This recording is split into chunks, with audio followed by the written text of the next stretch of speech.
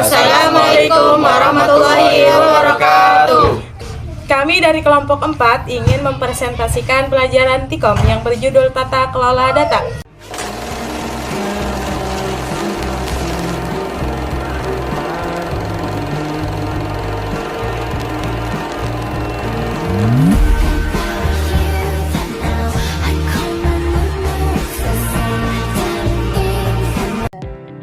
Materi pertama akan disampaikan oleh saya. 1. Keamanan data, data security. Keamanan data bukan sekedar memasang kata sandi, melainkan sebuah ekosistem prosedur untuk melindungi informasi digital.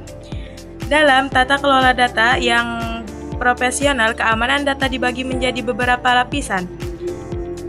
Pengendalian akses kontrol. Ini adalah garis pertahanan pertama.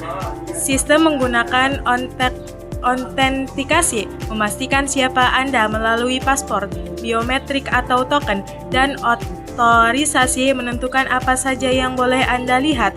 Prinsip utamanya adalah least privilege, di mana pengguna hanya diberikan akses minimal yang diperlukan untuk tugas mereka, guna memperkecil risiko kebocoran.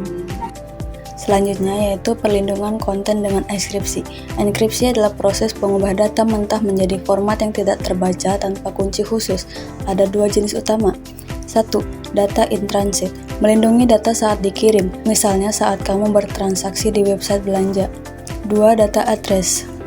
Melindungi data saat disimpan dalam hard drive atau database server. Jika pencuri fisik mengambil hard drive tersebut, mereka tetap tidak bisa membaca isinya. Manajemen siklus hidup data. Keamanan data juga mencakup cara kita menghapusnya. Data yang sudah tidak terpakai harus dihancurkan secara permanen atau data shredding, agar tidak bisa dipulihkan kembali oleh pihak yang tidak bertanggung jawab. Materi kedua yaitu keamanan jaringan, network security. Keamanan jaringan adalah upaya melindungi integritas, kerahasiaan, dan ketersediaan seluruh infrastruktur komputer yang saling terhubung.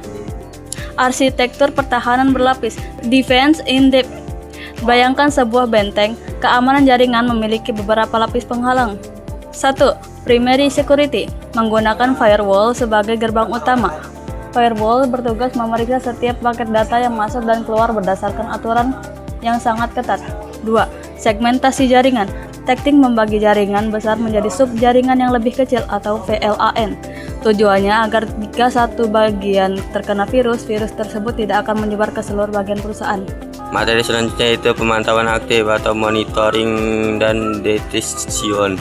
Jaringan yang aman selalu diawasi oleh dua sistem utama, IDS, Intrusion Detection System. Seperti alarm, ia akan memberitahu admin jika ada pola lalu lintas data yang mencurigakan, atau seperti upaya peretasan.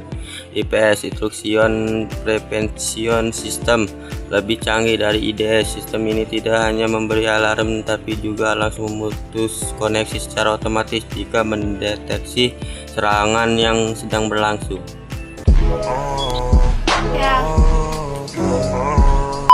Mengharuskan adanya sinkronisasi antara kebijakan manusia.